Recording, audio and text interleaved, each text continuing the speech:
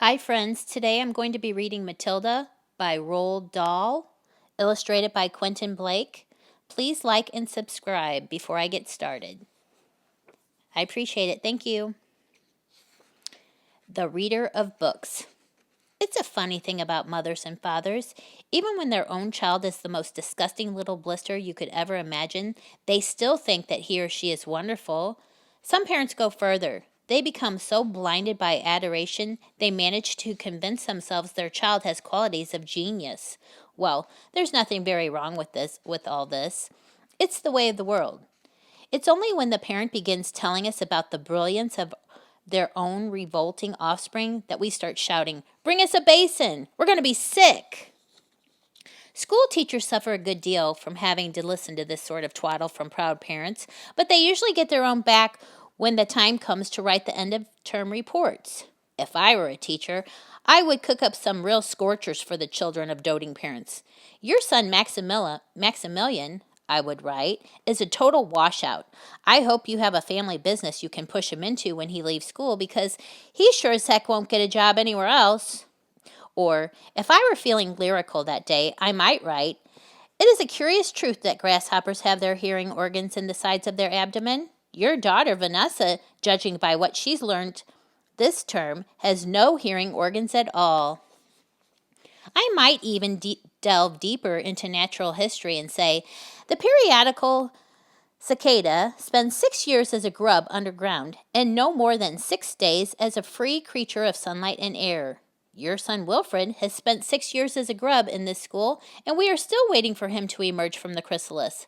A particularly poisonous little girl might sting me into saying Fiona has the same glacial beauty as an iceberg, but unlike the iceberg, she has absolutely nothing below the surface. I think I might enjoy writing end-of-term reports for the stinkers in my class. But enough of that. We have to get on. Occasionally, one comes across parents who take the opposite line, who show no interest at all in their children, and these, of course, are far worse than the doting ones. Mr. and Mrs. Wormwood were two such parents. They had a son called Michael and a daughter called Matilda, and the parents looked upon Matilda in particular as nothing more than a scab. A scab is something you have to put up with until the time comes when you can pick it off and flick it away. Mr. and Mrs. Wormwood looked forward enormously to the time when they could pick their little daughter off and flick her away, preferably into the next county, or even further than that. It is bad enough when parents treat ordinary children as though they were scabs and bunions, but it becomes somehow a lot worse when the child in question is extraordinary, and by that I mean sensitive and brilliant. Matilda was both of these things, but above all, she was brilliant. Her mind was so nimble, and she was so quick to learn that her ability should have been obvious even to the most half-witted of parents. But Mr. and Mrs. Wormwood were both so gormless and so wrapped up in their own silly little lives that they failed to notice anything unusual about their daughter. To tell the truth, I doubt they would have noticed had she crawled into the house with a broken leg. Matilda's brother Michael was a perfectly normal boy, but the sister, as I said, was something to make your eyes pop. By the age of 1.5, her speech was perfect, and she knew as many words as most grown-ups. The parents, instead of applauding her, called her a noisy chatterbox and told her sharply that small girls should be seen and not heard.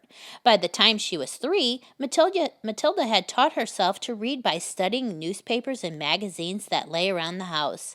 At the age of 4, she could read fast and well, and she naturally began hankering after books.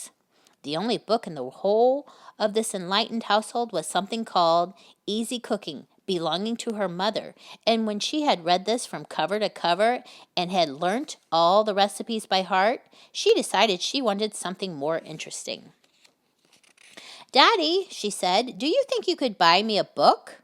"A book?" he said. "What do you want a flaming book for?" "To read, Daddy." "What's wrong with the telly, for heaven's sake? We've got a lovely telly with a 12-inch screen, and now you come asking for a book? You're getting spoiled, my girl." Nearly every weekday afternoon, Matilda was left alone in the house. Her brother, 5 years older than her, went to school. Her father went to work, and her mother went out playing bingo in a town 8 miles away. Mrs. Wormwood was hooked on bingo and played it 5 afternoons a week. On the afternoon of the day when her father had refused to buy her a book, Matilda set off all by herself to walk to the public library in the village. When she arrived, she introduced herself to the librarian, Mrs. Phelps. She asked if she might sit a while and read a book. Mrs. Phelps, slightly taken aback at the arrival of such a tiny girl, unaccompanied by a parent, nevertheless told her she was very welcome. "Where are the children's books, please?" Matilda asked.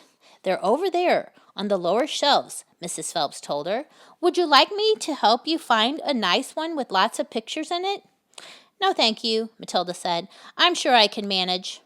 From then on, every afternoon, as soon as her mother had left for bingo, Matilda would twaddle down to the library. The walk took only 10 minutes, and this allowed her 2 glorious hours sitting quietly by herself in a cozy corner, devouring one book after another. When she had read every single children's book in the place, she started wandering around in search of something else. Mrs. Phelps, who had been watching her with fascination for the past few weeks, now got up from her desk and went over to her. "Can I help you, Matilda?" she asked. "I'm wondering what to read next," Matilda said. "I've finished all the children's books." "You mean you've looked at the pictures?" "Yes, but I've read the books as well." Mrs. Phelps looked down at Matilda from her great height, and Matilda looked right back up at her. "I thought some were very poor," Matilda said, "but others were lovely. I liked The Secret Garden best of all. It was full of mystery.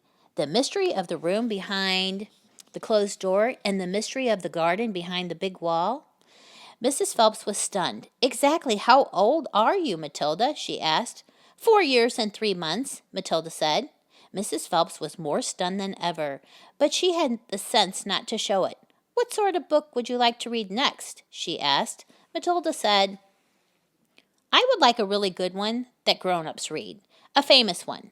I don't know any names." Mrs. Phelps looked along the shelves, taking her time.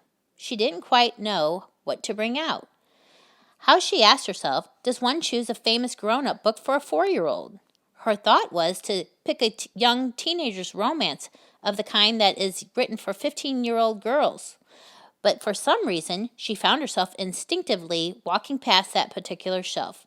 "Try this," she said at last. "It's very famous and very good. If it's too long for you, just let me know, and I'll find something shorter and a bit easier." "Great Expectations," Matilda read, by Charles Dickens. "I'd love to try it." "I must be mad," Mrs. Phelps told herself, but to Matilda she said, "Of course you may try it." Over the next few afternoons, Mrs. Phelps could hardly take her eyes from the small girl sitting for an hour after hour in the big armchair at the end of the room with the book on her lap. It was necessary to rest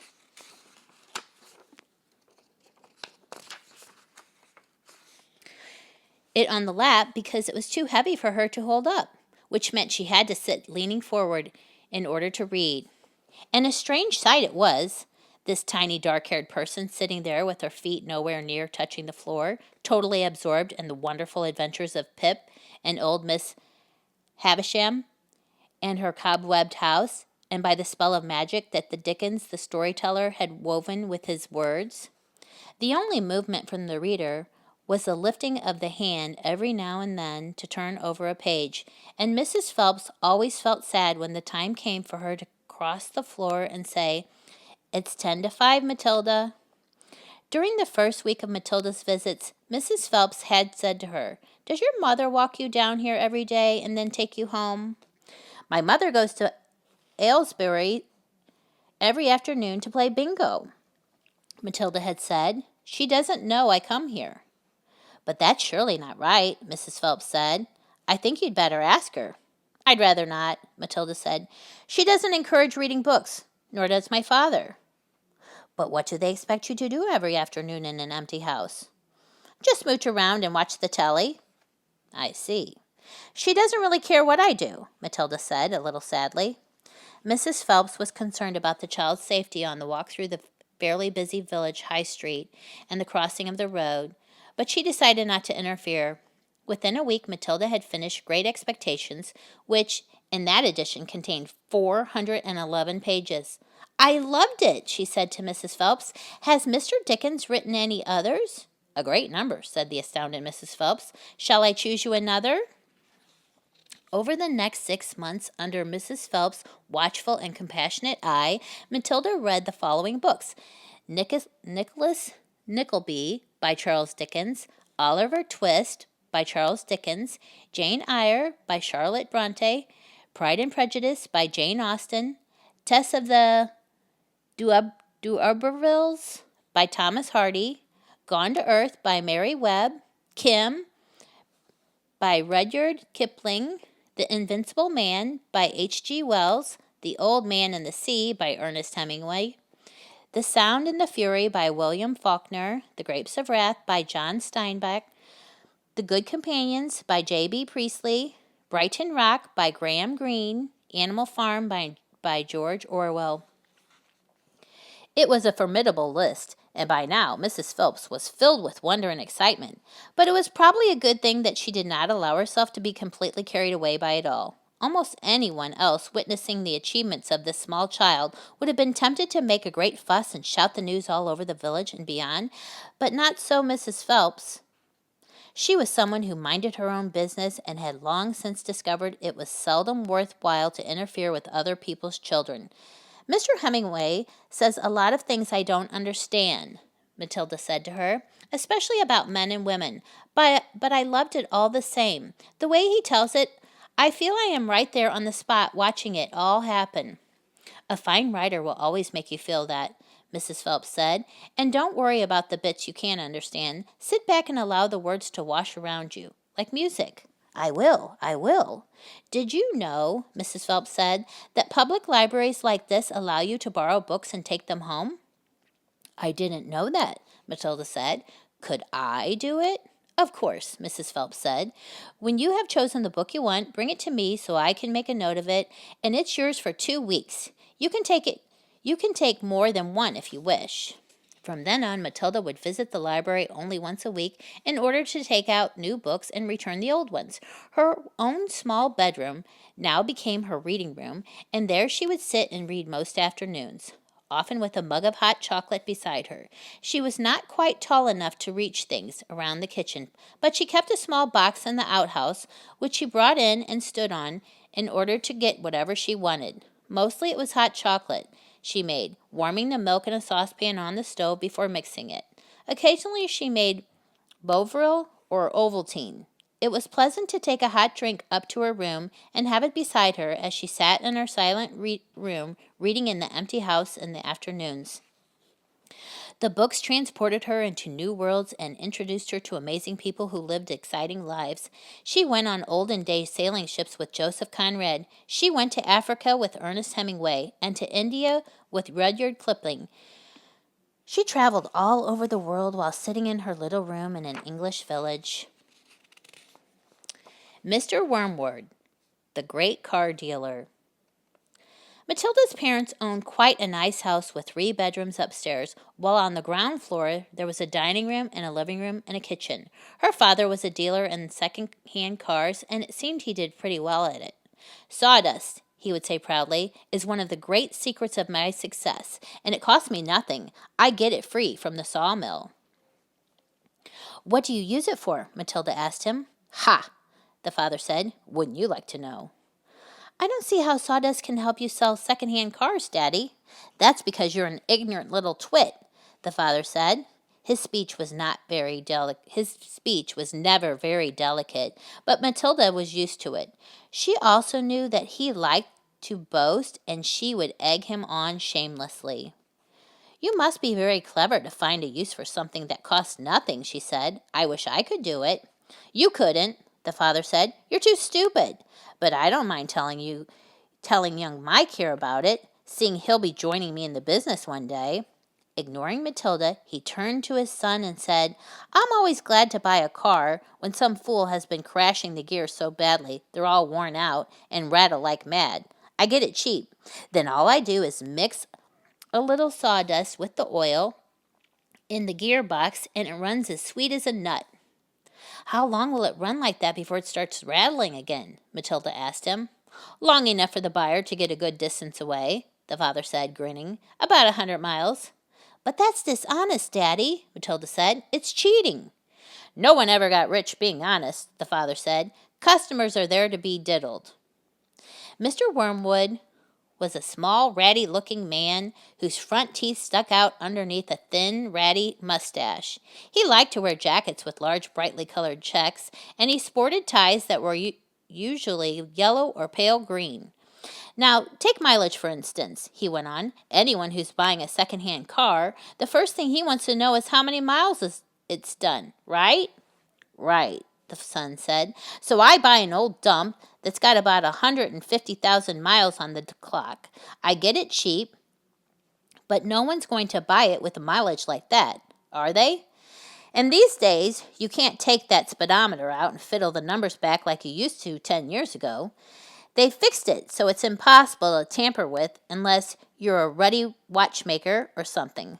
So what do? I use my brains, laddie. That's what I do. How? Young Michael asked, fascinated. He seemed to have inherited his father's love of crookery. I sit down and say to myself, how can I convert a mileage reading of 150,000 into only 10,000 without taking the speedometer to pieces? Well, if I were to run the car backwards for long enough, then obviously that would do it. The numbers would click backwards, wouldn't they? But who's going to drive a flaming car in reverse for thousands and thousands of miles? You couldn't do it. Of course you couldn't, young Michael said. So I scratched my head, the father said. I use my brains. When you've been given a fine brain like I have, you've got to use it. And all of a sudden the answer hits me. I tell you, I felt exactly like the other brilliant fellow must have felt when he discovered penicillin. Eureka! I cried. I've got it! What'd you do, Dad? The son asked. The speedometer, Mr. Wormwood said, is run off a cable that is coupled up to one of the front wheels. So first I disconnect the cable where it joins the front wheel. Next, I get one of those high-speed electric drills, and I couple that up to the end of the cable in such a way that the drill turns the cable backwards. You got me so far? You following me? Yes, Daddy, young Michael said. These drills run at a tremendous speed, the father said. So when I switch on the drill, the mileage numbers on the speedo spin backwards at a fantastic rate. I can knock off 50,000 miles off the clock in a few minutes with my high-speed electric drill. And by the time I finish, the car's only done 10,000 and it's ready for sale. She's almost new, I say to the customer. She's hardly done 10,000. Belonged to an old lady who only used it once a week for shopping. Can you really turn the mileage back with an electric drill? Young Michael asked. I'm telling you the trade secrets, the father said, so you don't go talking about this to anyone. You don't want me to put in jug, do you? I won't tell a soul, the boy said. Do you do this to many cars, Dad? Every single car that comes through my hands gets the treatment, the father said. They all have their mileage cut to under 10,000 before they've offered for sale. And to think I invented that all by myself, he added proudly. It's made me a mint. Matilda, who had been listening closely, said, But Daddy, that's even more dishonest than the sawdust. It's disgusting. You're cheating people who trust you. If you don't like it, then don't eat the food in this house, the father said. It's brought with the profits. It's dirty money, Matilda said. I hate it. 2 red spots appear on the father's cheeks. Who the heck do you think you are? He shouted. The Archbishop of Canterbury or something, preaching to me about dishonesty. You're just an ignorant little squirt who hasn't the foggiest idea what you're talking about." "Quite right, Harry," the mother said. And to Matilda, she said, "You've got a nerve talking to your father like that. Now keep your nasty mouth shut so we can all watch the program in peace." They were in the living room eating their supper on their knees in front of the telly. The suppers were TV dinners in floppy aluminum containers with separate compartments for the stewed meat, the boiled potatoes, and the peas. Mrs. Wormwood sat munching her meal with her eyes glued to the American soap opera on the screen. She was a large woman whose hair was dyed platinum blonde, except where you could see the mousy brown bits growing out from the roots. She wore heavy makeup, and she had one of those unfortunate bulging figures where the flesh appears to be strapped in all around the body to prevent it from falling out. "Mummy," Matilda said, "would you mind if I ate my supper in the dining room so I could read my book?" The father glanced up sharply. "I would mind," he snapped. "Supper is a family gathering, and no one leaves the table till it's over." "But we're not at the table," Matilda said. "We never are. We're always eating off our knees and watching the telly." "What's wrong with watching the telly, may I ask?" the father said. His voice had suddenly become soft and dangerous. Matilda didn't trust herself to answer him, so she kept quiet. She could feel the anger boiling up inside her. She knew it was wrong to hate her parents like this, but she was finding it very hard not to do so. All the reading she had done had given her a view of life that they had never seen. If only they would read a little Dickens or Kipling, they would soon discover there was more to life than cheating people and watching television. Another thing she resented, being told constantly that she was ignorant and stupid when she knew she wasn't. The anger inside her went on boiling and boiling, and as she lay in bed that night, she made a decision. She decided that every time her father or her mother was beastly to her, she would get her own back in some way or another. A small victory or two would help her to tolerate their idiocies and would stop her from going crazy. You must remember that she was still hardly 5 years old, and it's not easy for somebody as small as that to score points against an all-powerful grown-up. Even so, she was determined to have a go. Her father, after what had happened in front of the telly that evening, was first on her list. The hat and the superglue. The following morning, just before the father left for his beastly second-hand car garage, Matilda slipped into the cloakroom and got hold of the hat he wore each day to work. She had to stand on her toes and reach up as high as she could with a walking stick in order to hook the hat off the peg. And even then, she only just made it. The hat itself was one of those flat-topped pork pie jobs with a J feather stuck in the hat band, and Mr. Wormwood was very proud of it. He thought it gave him a rakish, daring look, especially when he wore it at an angle with his loud checked jacket and green tie. Matilda, holding the hat in one hand and a thin tube of superglue in the other, proceeded to squeeze a line of glue very neatly all around the inside rim of the hat. Then she carefully hooked the hat back onto the peg with the walking stick. She timed this operation very carefully, applying the glue just as her father was getting up from the breakfast table. Mr. Wormwood didn't notice anything when he put the hat on, but when he arrived at the garage, he couldn't get it off. Superglue is very powerful stuff, so powerful it will take your skin off if you pull too hard. Mr. Wormwood didn't want to be scalped, so he had to keep the hat on his head the whole day long, even when putting sawdust in gearboxes and fiddling the mileage of cars with his electric drill.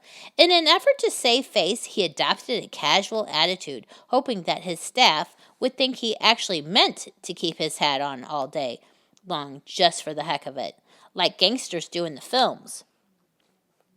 When he got home that evening, he still couldn't get the hat off. "Don't be silly," his wife said. "Come here, I'll take it off for you." She gave the hat a sharp yank. Mr. Wormwood let out a yell that rattled the window panes. "Ow!" he screamed. "Don't do that! Let go! You'll take the half of my skin off my forehead. Matilda, nesting in her usual chair, was watching this performance over the rim of her book with some interest. What's the matter, Daddy? She said. Has your head suddenly swollen or something? The father glared at his daughter with deep suspicion, but said nothing. How could he? Mrs. Wormwood said to him, It must be superglue. It couldn't be anything else. That'll teach you to go playing around with nasty stuff like that. I expect you were trying to stick another feather in your hat. I haven't touched the flaming stuff, Mr. Wormwood shouted. He turned and looked again at Matilda, who looked back at him with large, innocent brown eyes. Mrs. Wormwood said to him, You should read the label on the glue before you start messing with dangerous products. Always follow the instructions on the label.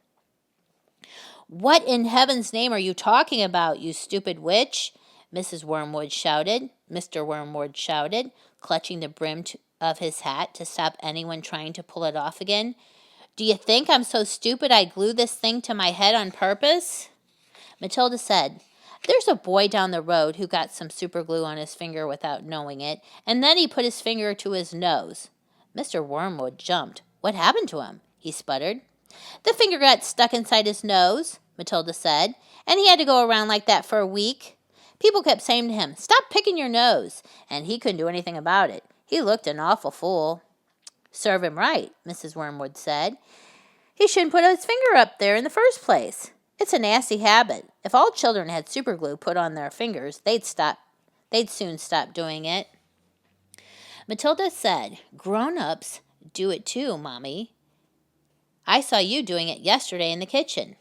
That's quite enough of you, Mrs. Wormwood said, turning pink. Mr. Wormwood had to keep his hat on all through supper in front of the television. He looked ridiculous, and he stayed very silent.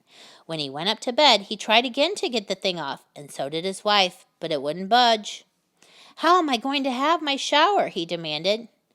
You'll just have to do without it, won't you? His wife told him, and later on, as she watched her skinny little husband skulking around the bedroom in his purple-striped pajamas with a pork-tie hat on his head, she thought how stupid he looked. Hardly the kind of man a wife dreams about, she told herself.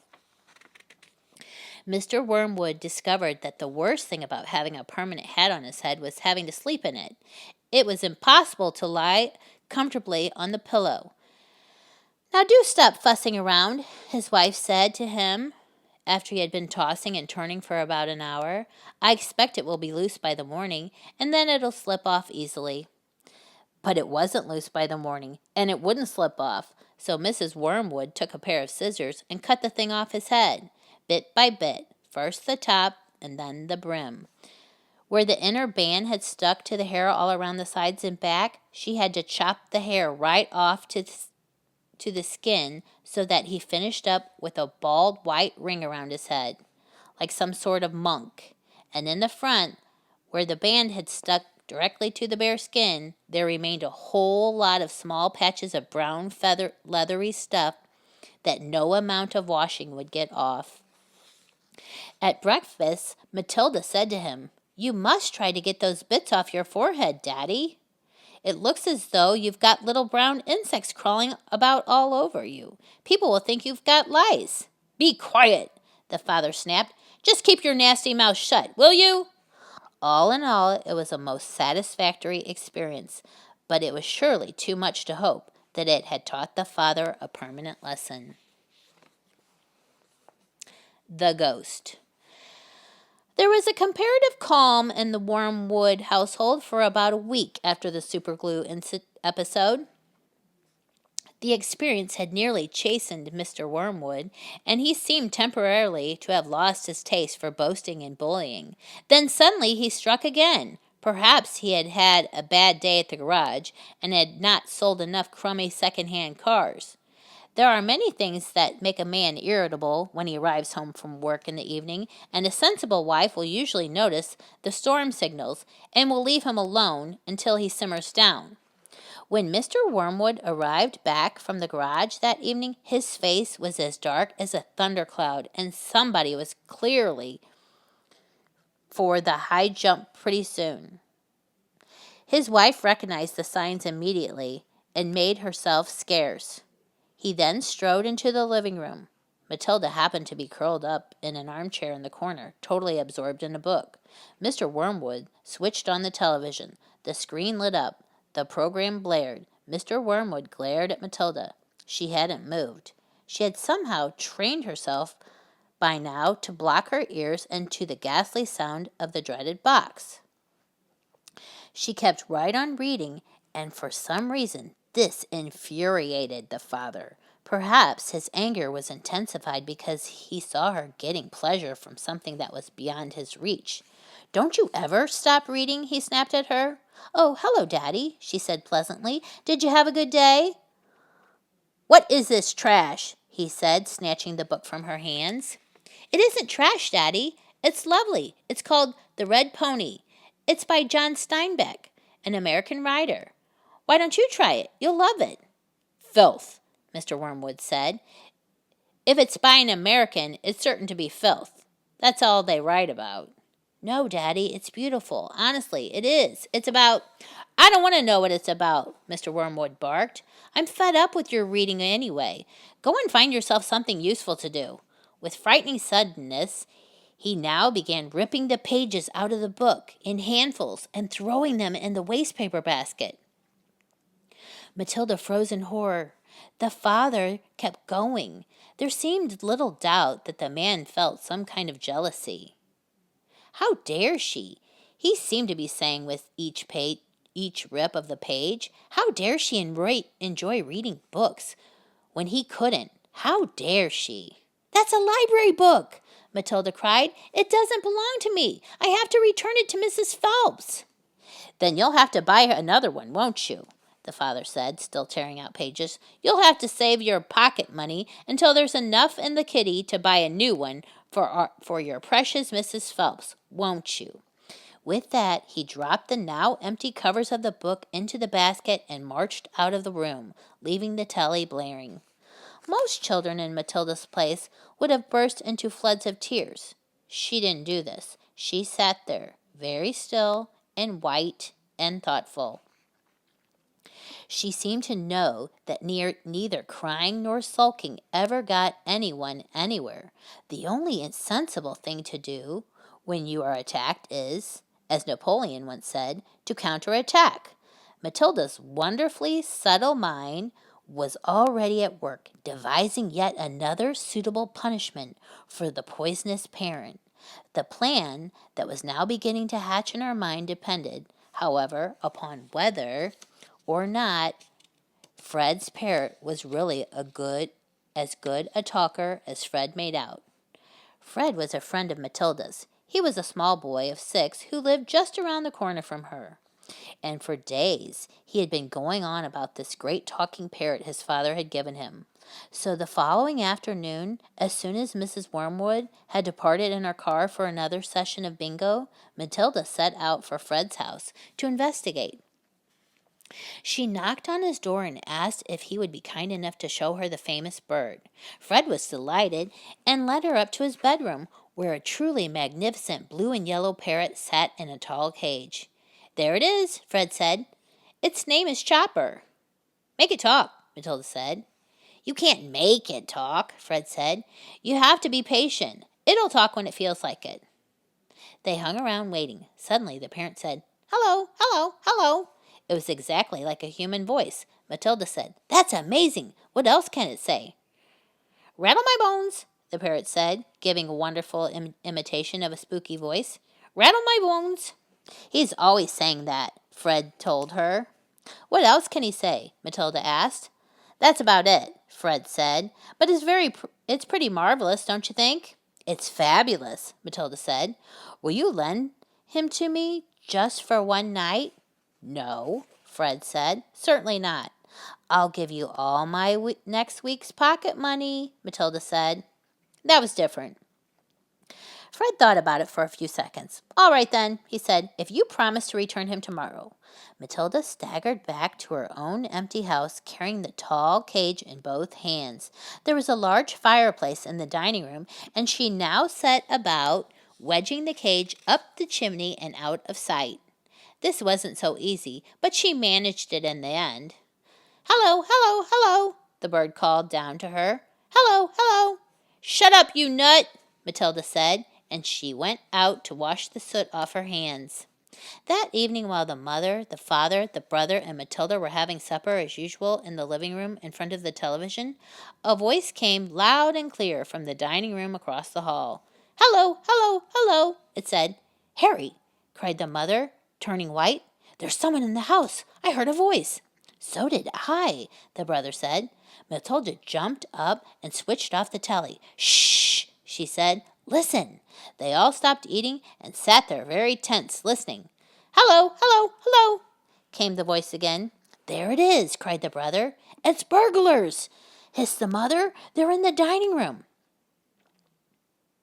I think they are, the father said, sitting tight.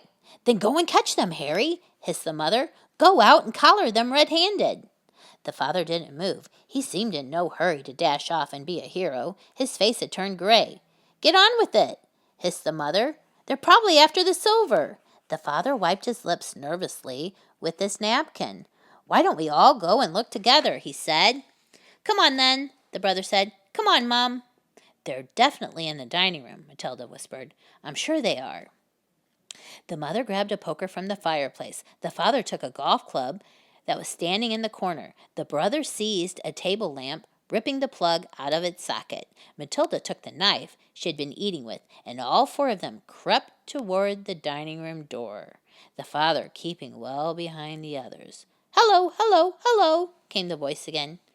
Come on, Matilda cried, and she burst into the room, brandishing her knife. Stick 'em up, she yelled. We've got you. We've caught you. The others followed her, waving their weapons. Then they stopped. They stared around the room. There was no one there. There's no one here, the father said, greatly relieved. I heard him, Harry, the mother shrieked, still shaking. I distinctly heard his voice. So did you. I'm certain I heard him, Matilda cried. He's in here somewhere. She began searching behind the sofa and behind the curtains. Then came the voice again, soft and spooky this time. Rattle my bones, it said. Rattle my bones. They all jumped, including Matilda, who was a pretty good actress. They stared around the room.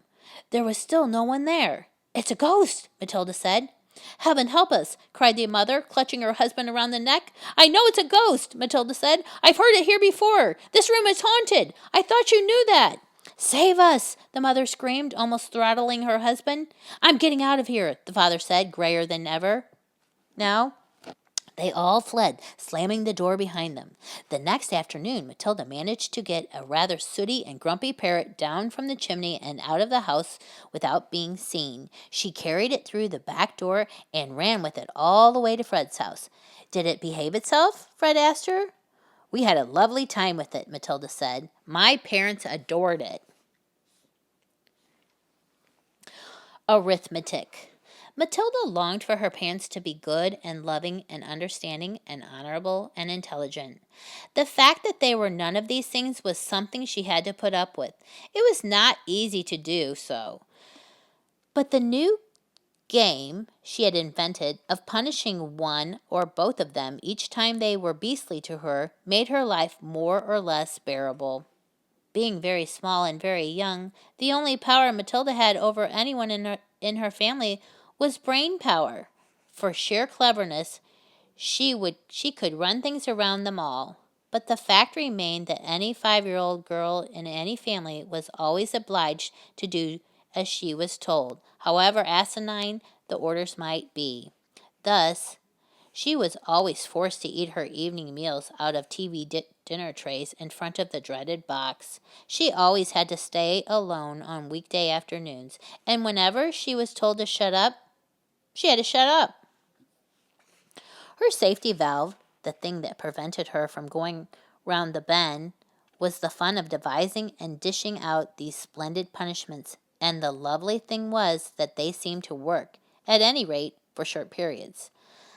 The father in particular became less cocky and unbearable for several days after receiving a dose of Matilda's magic medicine.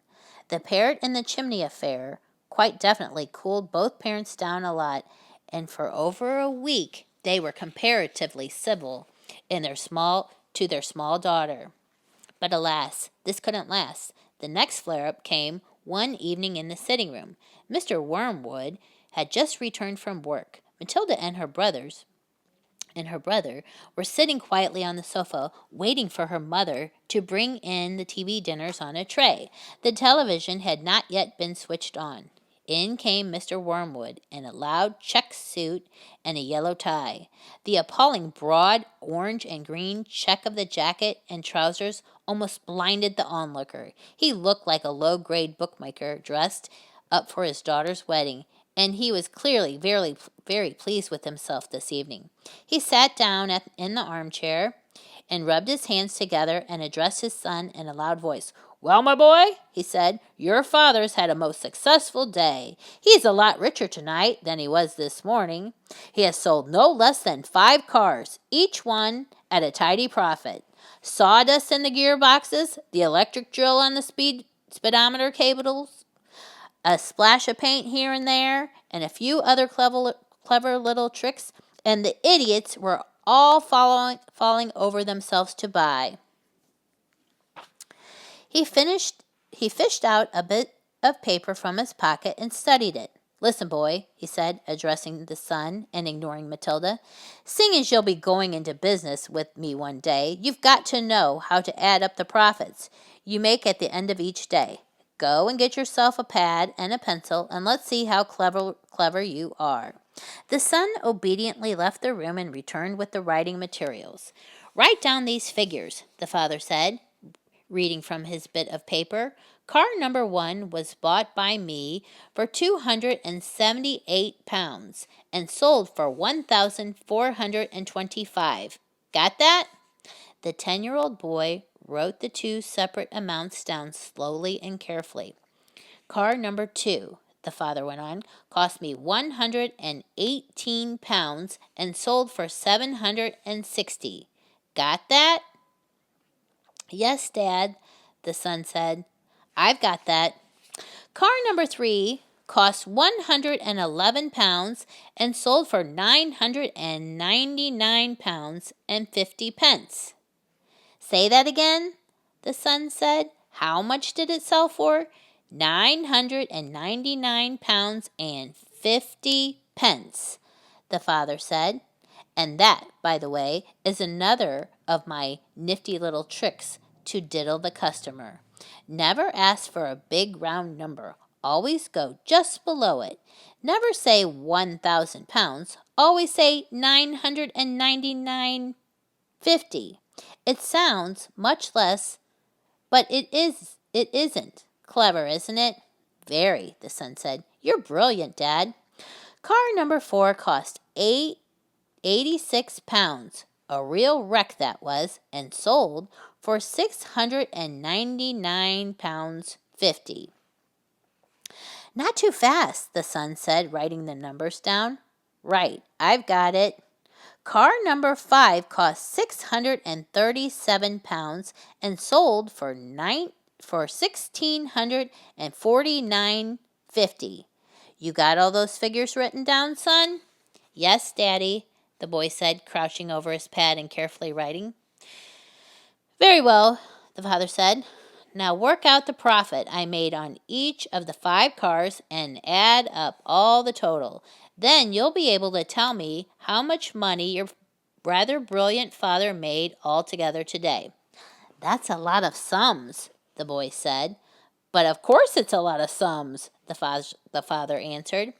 "But when you're in big business like I am, you've got to be hot stuff at arithmetic. I've practically got a computer inside my head. It took me less than 10 minutes to work the whole thing out." "You mean you did it in your head, Dad?" the son asked, goggling. "Well, not exactly," the father said. "Nobody could do that, but it didn't take me long. When you're finished, tell me what you think my profit was for the day. I've got the final total written down here, and I'll tell you if you're right."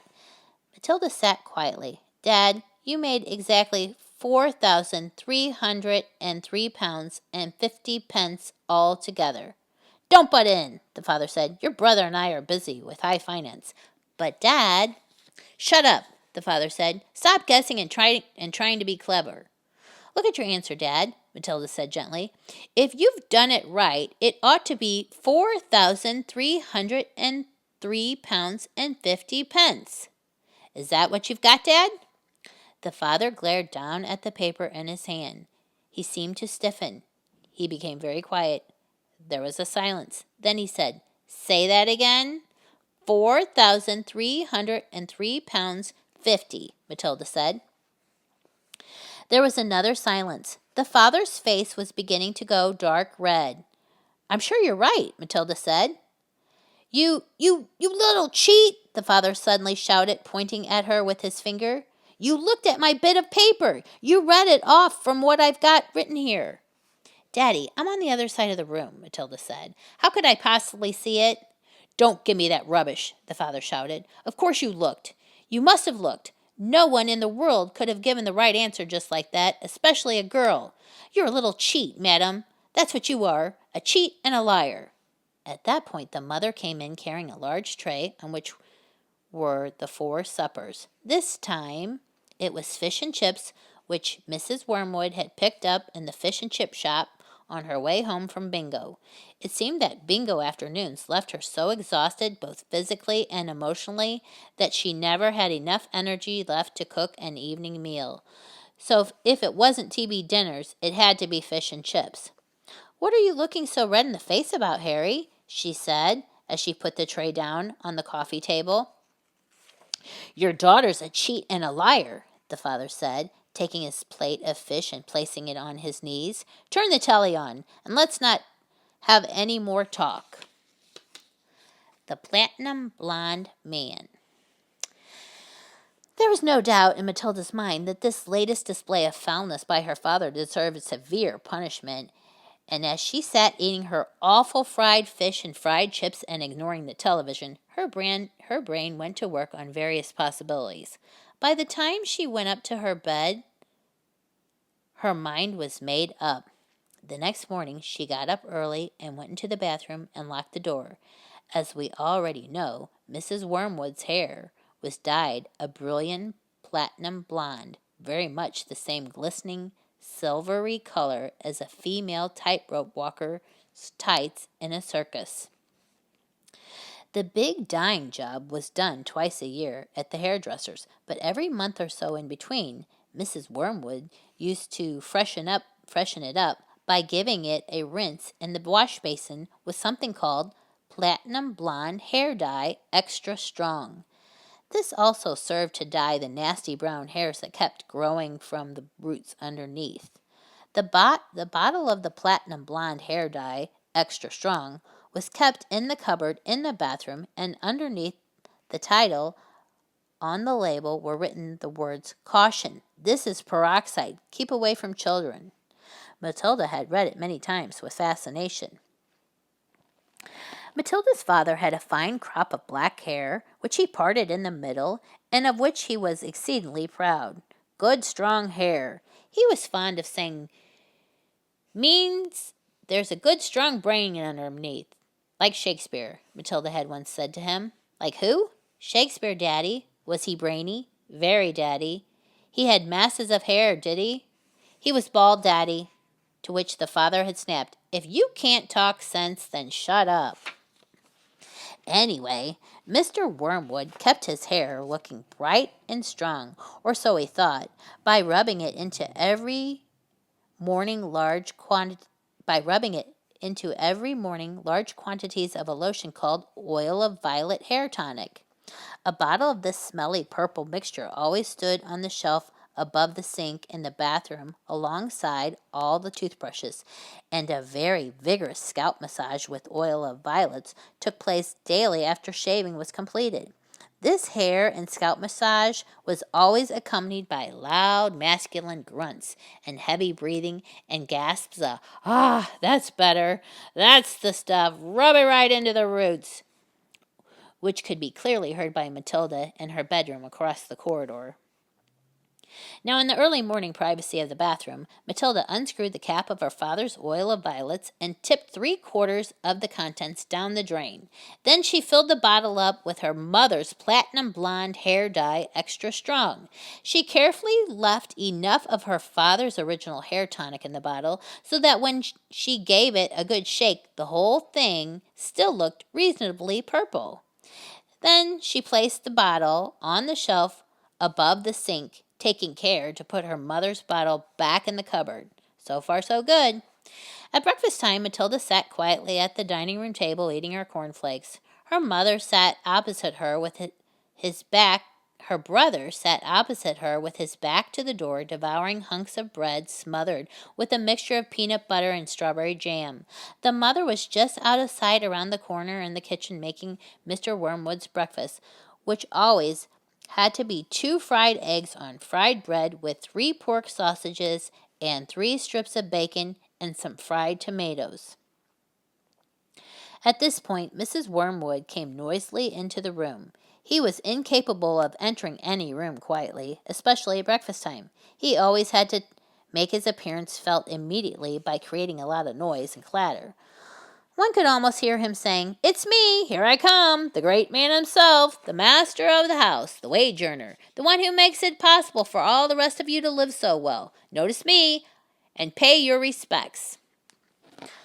On this occasion, he strode in and slapped his son on the back and shouted, "Well, my boy, your father feels he's in for a great money-making day today at the garage. I've got a few little beauties I'm going to flog to the idiots this morning.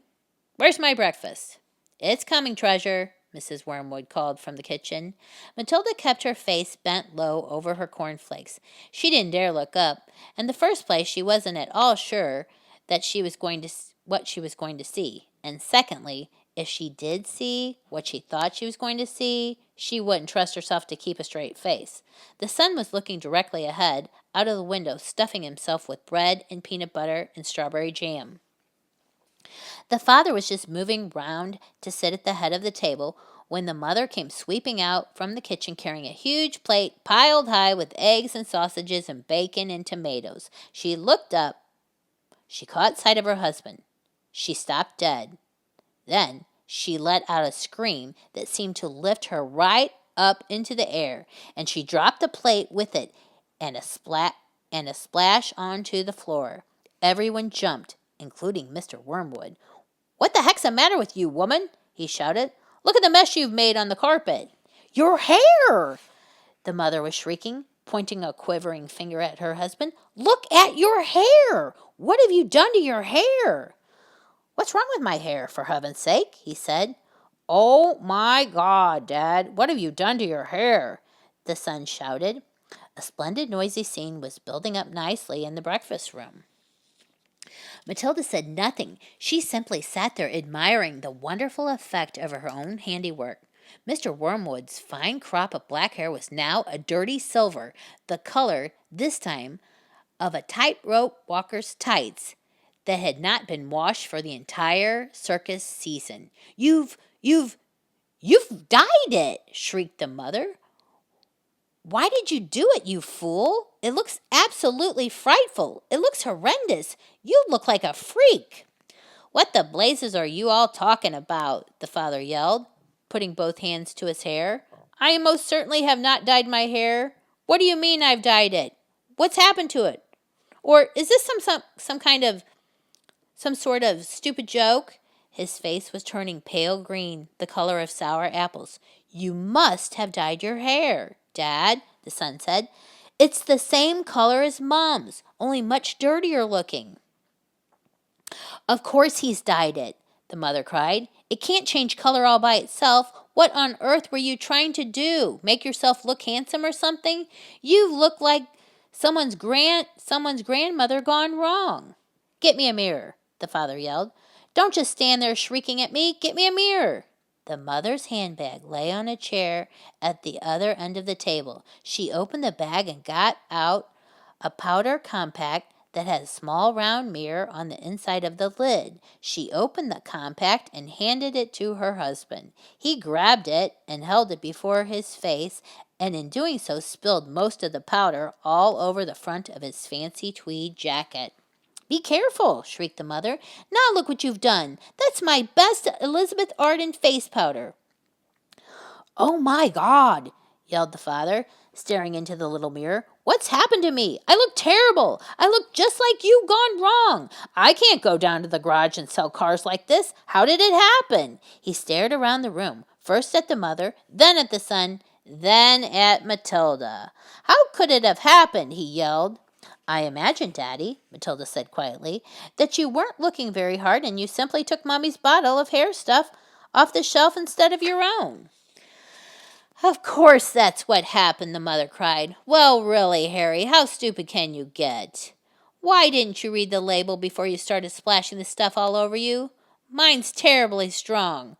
I'm only meant to use 1 tablespoon of it in the whole basin of water, and you've gone and put it all over your head.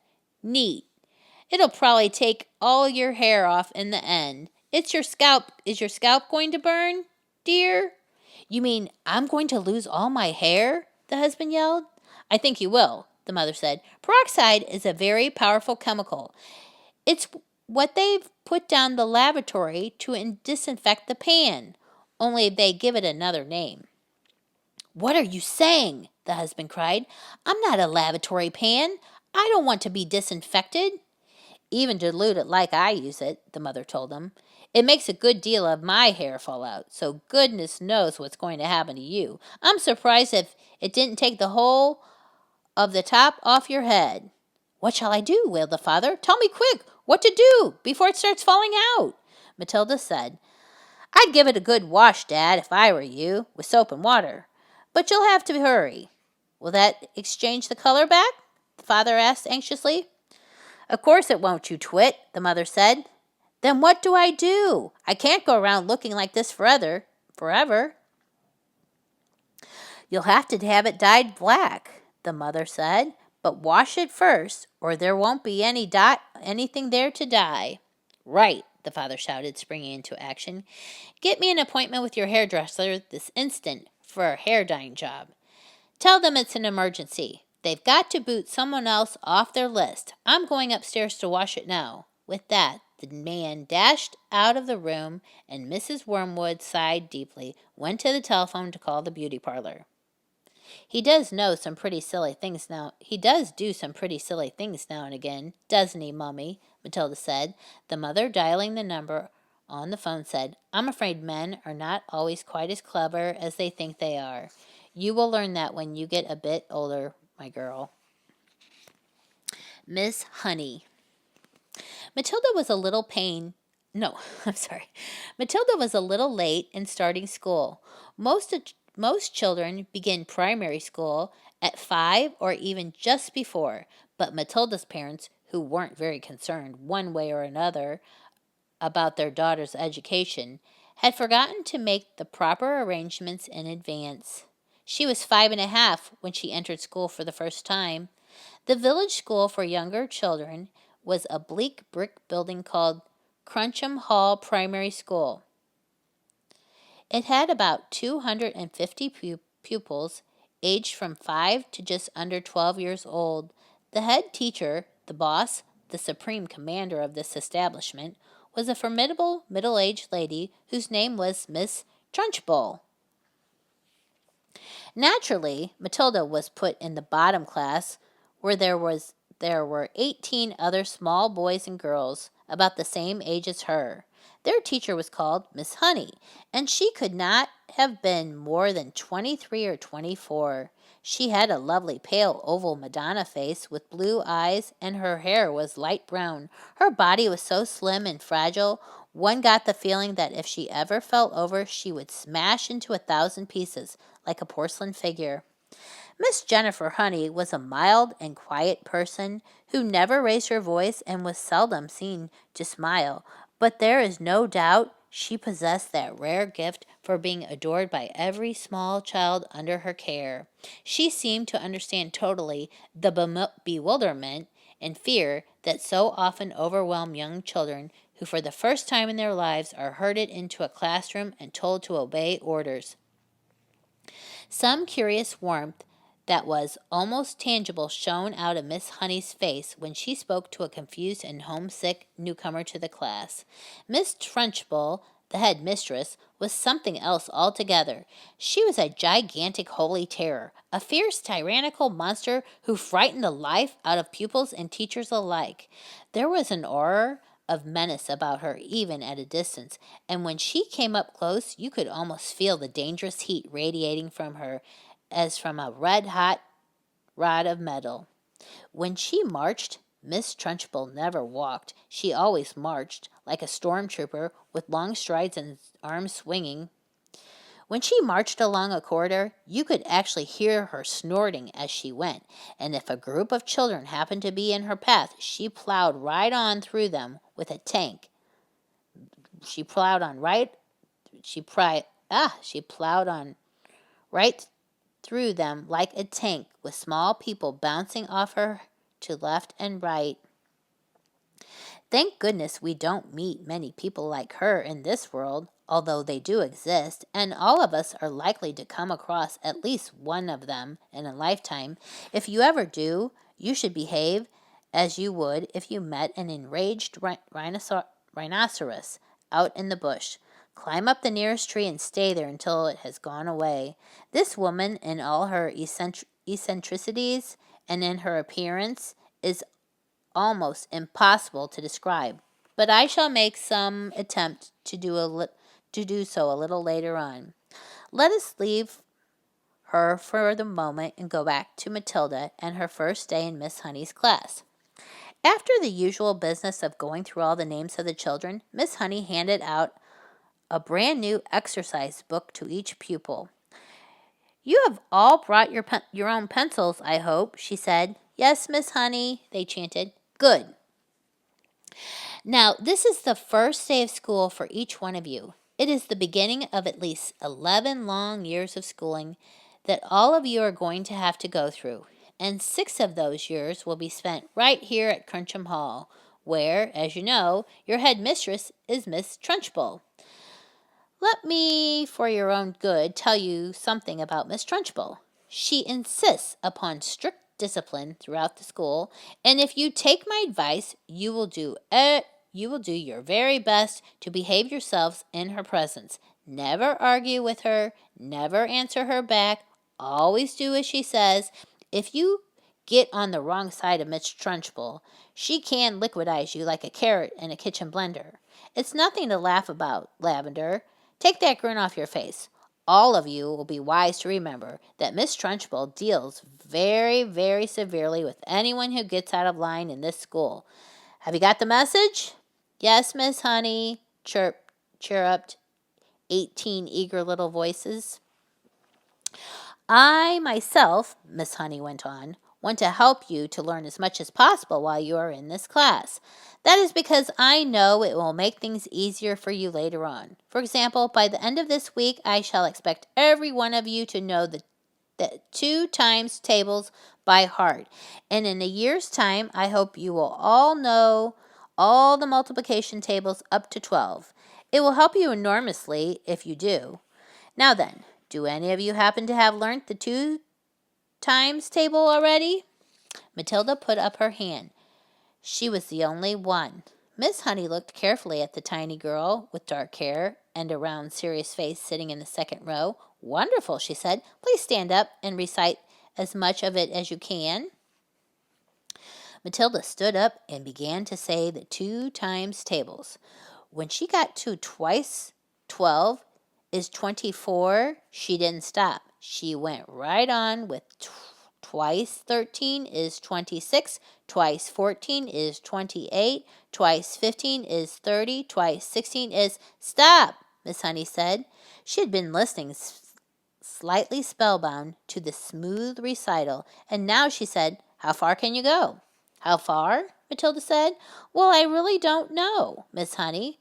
For quite a long way, I think. Miss Honey took a few moments to let this curious statement sink in. You mean, she said, that you could tell me that 2 times 28 is... Yes, Miss Honey. What is it? 56, Miss Honey. What about something much harder like 2 times 487? Could you tell me that? I think so, Matilda said.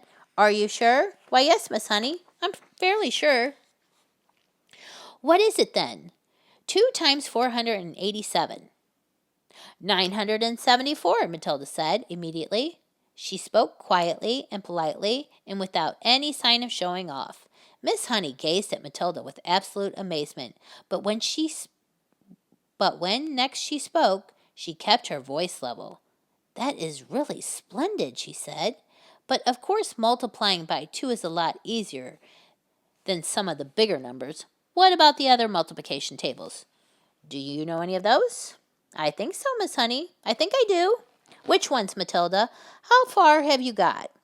I don't know, Matilda said. I don't know what you mean. What I mean is, do you, for instance, know the 3 times tables? Yes, Miss Honey. And the 4 times? Yes, Miss Honey. Well, how many do you know, Matilda? Do you know all the way up to 12 times tables? Yes, Miss Honey. What are 12 sevens? 84, Matilda said. Miss Honey paused and leaned back in her chair behind the plain table that stood in the middle of in front of the class. She was considerably shaken by this exchange, but took care not to show it. She had never come across a 5-year-old before, or indeed a 10-year-old, who could multiply with such facility. I hope the rest of you are listening to this, she said to the class. Matilda is a very lucky girl. She has wonderful parents who have already taught her to multiply not lots of numbers. Was it your mother, Matilda, who taught you? No, Miss Honey, it wasn't. You must have a great father, then. He must be a brilliant teacher. No, Miss Honey, Matilda said quietly. My father did not teach me. You mean you taught yourself? I don't quite know, Matilda said truthfully. It's just that I don't find it very difficult to multiply one number by another. Miss Honey took a deep breath and let it out slowly. She looked again at the small girl with bright eyes standing beside her desk, so sensible and solemn. You say you don't find it difficult to multiply one number by another?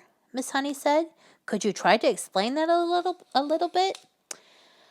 Oh dear, Matilda said. I'm not really sure. Miss Honey waited. The class was silent, all listening. For instance, Miss Honey said, if I asked you to multiply 14 by 19, no, that's too difficult. It's 266, Matilda said softly. Miss Honey stared at her. Then she picked up a pencil and quickly worked out the sum on a piece of paper. What did you say it was? She asked, looking up. 266, Matilda said. Miss Honey put down her pencil and removed her spectacles and began to polish the lenses with a piece of tissue. The class remained silent. The class remained quiet, watching her and waiting for what was coming next. Matilda was still standing up beside her desk. Now tell me, Matilda, Miss Honey said, still polishing. Try to tell me exactly what goes on inside your head when you get a multiplication like that to do. You obviously have to work it out in some way, but you seem to be able to arrive at the answer almost instantly. Take the one you've just got, 14 multiplied by 19. I simply put the 14 down in my head and multiply it by 19, Matilda said. I'm afraid I don't know how else to explain it. I've always said to myself that if a little pocket calculator can do it, why shouldn't I? Why not indeed, Miss Honey said. The human brain is an amazing thing. I think it's a lot better than a lump of metal, Matilda said. That's all a calculator is. How right you are, Miss Honey said. Pocket calculators are not allowed in this school anyway. Miss Honey was feeling quite quivery. There was no doubt in her mind that she had met a truly extraordinary mathematical brain, and words like child genius and prodigy went flitting through her head. She knew that these sorts of wonders do pop up in the world from time to time, but only once or twice in 100 years. After all, Mozart was only 5 when he started composing for the piano, and look what happened to him. It's not fair, Lavender said. How can she do it and we can't? Don't worry, Lavender. You'll soon catch up, Miss Honey said. lying through her teeth. At this point, Miss Honey could not resist the temptation of exploring still further the mind of this astonishing child. She knew that she ought to be paying some attention to the rest of the class, but she was altogether too excited to let the matter rest. Well, she said, pretending to address the whole class, let us leave sums for the moment and see if any of you have begun to learn to spell. Hands up, anyone who can spell cat. 3 hands went up. They belonged to Lavender, a small boy named Nigel, and to Matilda. Spell cat, Nigel. Nigel spelled it. Miss Honey now decided to ask a question that normally she would not have dreamed of asking the class on the first day. I wonder, she said, whether any of you 3 know how to spell cat, have learned how to spell a whole group of words when they are strung together in a sentence. I have, Nigel said. So have I, Lavender said. Miss Honey went to the blackboard and wrote with her white chalk the sentence, I have already begun to learn how to read long sentences. She had purposely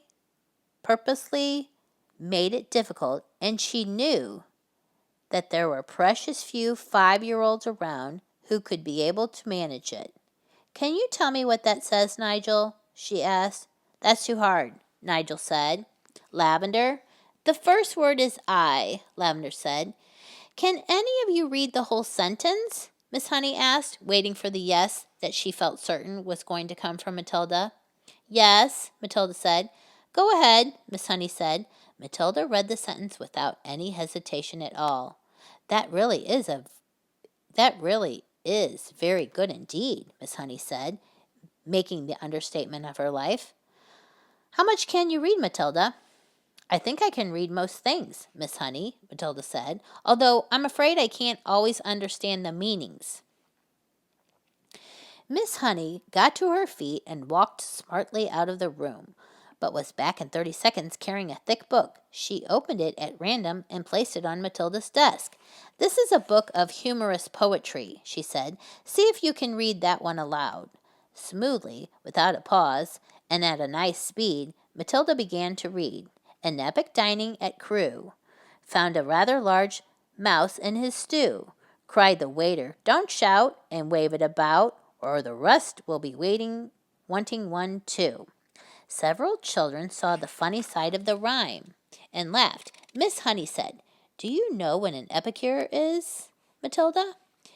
It is someone who is dainty with his eating, Matilda said. That is correct, Miss Honey said.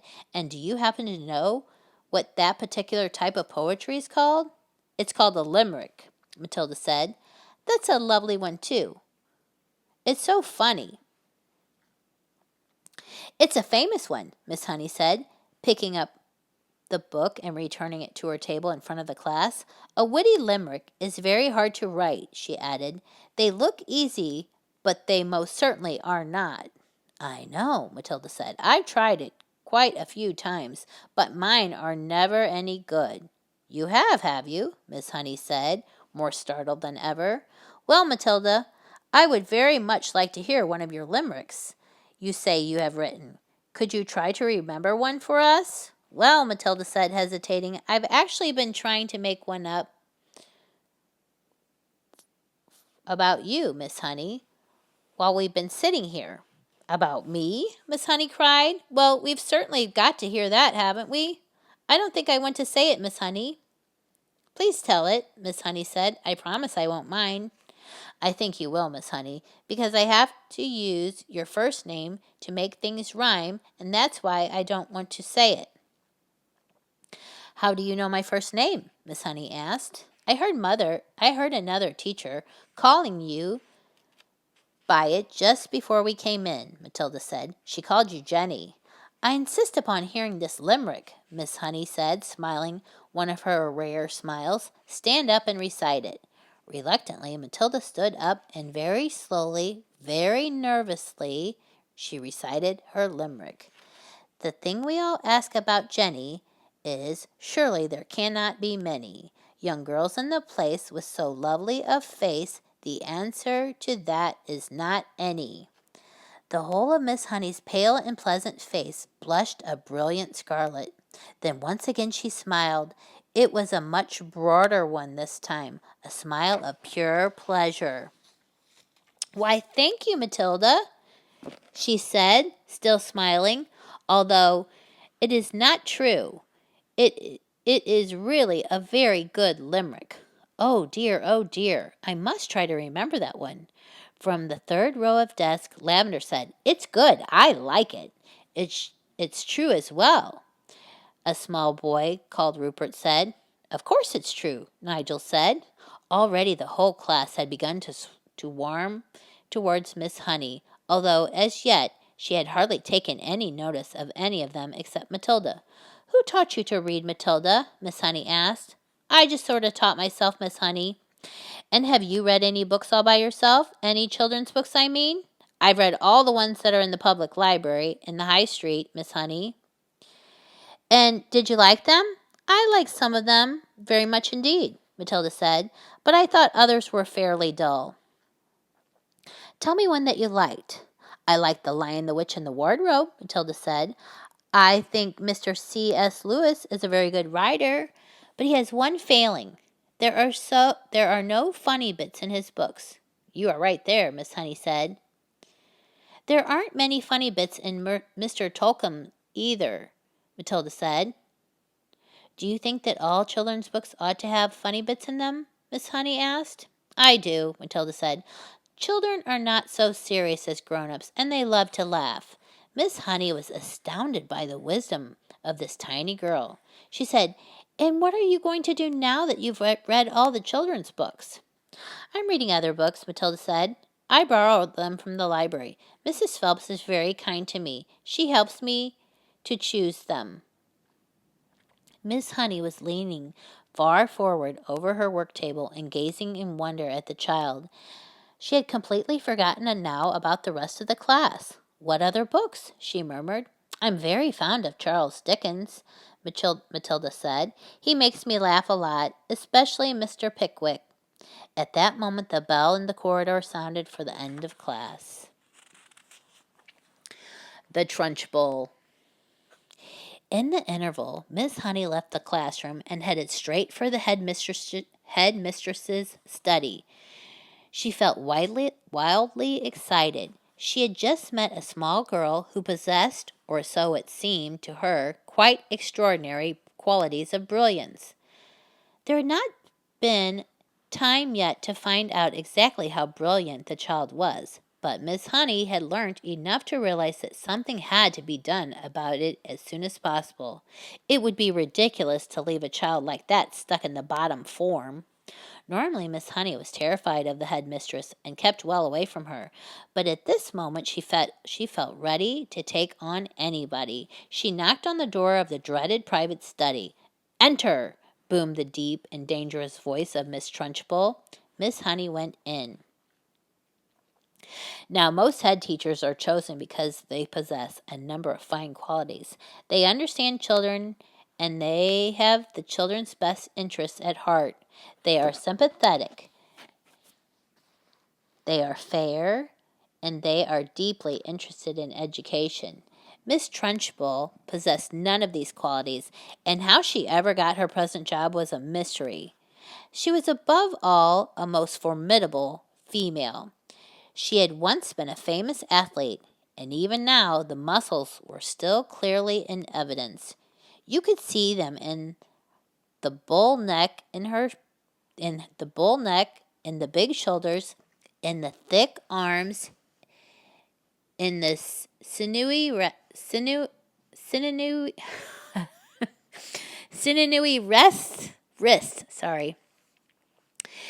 in the powerful legs. Looking at her, you got the feeling that this was someone who could bend iron bars and tear telephone directories in half.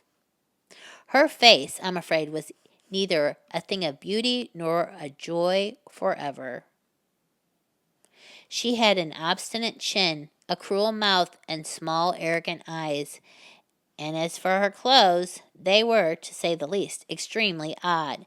She always had on brown cotton smock which was pinched in around the waist with a wide leather belt. The belt was fastened in front with an enormous silver buckle. The massive thighs, which emerged from out of the smock, were encased in a pair of extraordinary breeches, bottle green in color and made of coarse twill. These breeches reached to just below the knees, and from there on down she sported green stockings with turn-up tops, which displayed her calf muscles to perfection. On her feet she wore flat-heeled brown brogues with leather straps. She looked, in short, more like a rather eccentric and bloodthirsty follower of the staghounds than the headmistress of a nice school for children. When Miss Honey entered the study, Miss Trunchbull was standing beside her huge desk with a look of scowling impatience on her face. "Yes, Miss Honey," she said. "What is it you want? You're looking very flushed and flustered this morning. What's the matter with you? Have those little stinkers been flicking spitballs at you?" "No, headmistress, nothing like that." "Well, what is it then? Get on with it. I'm a busy woman." As she spoke, she reached out and poured herself a glass of water from a jug that was always on her desk. "There's a little girl in my class called Matilda Wormwood," Miss Honey began. "That's the daughter of the man who owns the Wormwood motors in the village," Miss Trunchbull barked. She hardly ever spoke in a normal voice. She either barked or shouted. "An excellent person, Wormwood," she went on. "I was in there only yesterday. He sold me a car, almost new. Only done 10,000 miles. Previous owner was an old lady who took it out once a year at the most. A terrific bargain. Yes, I like Wormwood. A real pillar of our society. He told me the daughter was a bad lot, though. He said to watch her. He said if anything bad ever happened in the school, it was certain to be his daughter who did it. I haven't met the little brat yet, but she'll know about it when I do. Her father said she's a real wart." "Oh, no, headmistress, that can't be right," Miss Honey cried. "Oh, yes, Miss Honey, it darn well is right. In fact, now I come to think of it, I'll bet it was she who put that stinking bomb under my desk here first thing this morning. The place stank like a sewer. Of course it was her. I shall have her for that. You see, if I don't, what'd she look like? Nasty little worm, I'll be bound. I have discovered, Miss Honey, during my long career as a teacher, that a bad girl is a far more dangerous creature than a bad boy. What's more, they're much harder to squash. Squashing a bad girl is like trying to squash a blue bottle. You bang down on it, and the darn thing isn't there. Nasty, dirty things little girls are. Glad I never was one." "Oh, but you must have been a little girl once, headmistress. Surely you were." "Not for long, anyway," Miss Trunchbull barked, grinning. "I became a woman very quickly." She's completely off her rocker," Miss Honey told herself. "She's barmy as a bedbug." Miss Honey stood resolutely before the headmistress. For once, she was not going to be browbeaten. "I must tell you, headmistress," she said, "that you are completely mistaken about Matilda putting a stink bomb under your desk." "I'm never mistaken, Miss Honey." "But, headmistress, the child only arrived in school this morning and came straight to the classroom." "Don't argue with me, for heaven's sake, woman. This little brute, Matilda, or whatever her name is, has stink-bombed my study. There's no doubt about it. Thank you for suggesting it." "But I didn't suggest it, headmistress." "Of course you did. Now, what was it that you want, Miss Honey? Why are you wasting my time?" "I came to talk about Matilda, headmistress. I have extraordinary things to report about the child. May I please tell you what happened in class just now?" "I suppose she set fire to your skirt and scorched your knickers," Miss Trunchbull snorted. "No, no," Miss Honey cried out. "Matilda is a genius." At the mention of this word, Miss Trunchbull's face turned purple and her whole body seemed to swell up like a bullfrog's. "A genius?" she shouted. "What piffle is this you are talking about? You are talking, madam?" You must be out of your mind. I have her father's word for it that the child is a gangster. Her father is wrong, headmistress. Don't be a twerp, Miss Honey. You have met the little beast for only a half an hour, and her father has known her all her life.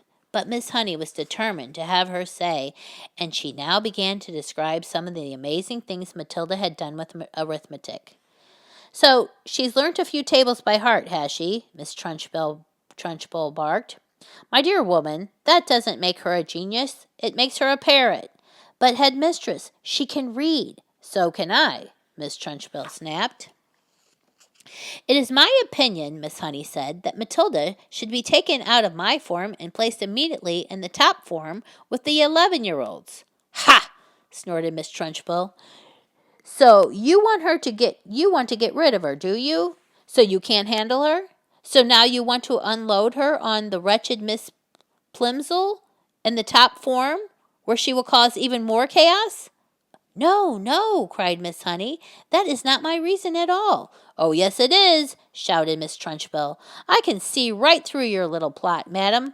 And my answer is no. Matilda stays where she is, and it's up to you to see that she behaves herself. But, headmistress, please. Not another word, shouted Miss Trunchbull. And in any case, I have a rule in the school that all children remain in their own age group regardless of ability. Great Scott, I am not having a little 5-year-old brigand sitting with senior girls and boys in the top form. Who ever heard of such a thing? Miss Honey stood there helpless before this great red-necked giant.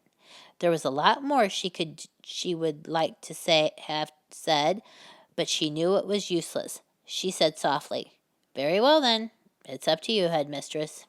You're darn right it's up to me, Miss Trunchbull bellowed.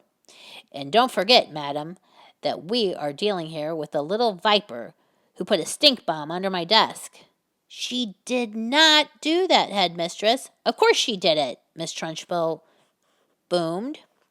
And I'll tell you what, I wish to heavens I was still allowed to use the birchen belt as I did in the good old days. I'd have roasted Matilda's bottom for her so she couldn't sit down for a month. Miss Honey turned and walked out of the study feeling depressed, but by no means defeated. I'm going to do something about this child, she told herself.